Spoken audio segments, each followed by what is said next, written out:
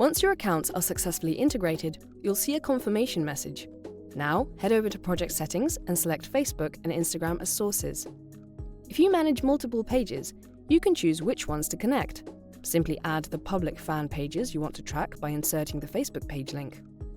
Keep in mind that private accounts and channels cannot be monitored. You can decide whether to receive all mentions from the page or only those that contain your project's keywords. The same applies to comments.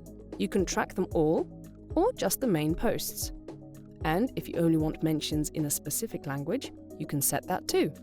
Just remember, you'll need to add this source separately for each project.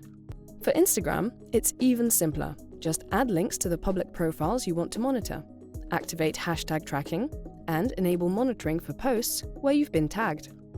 These profiles will be tracked across all your projects, but for each one, only mentions containing your project's keywords will be collected.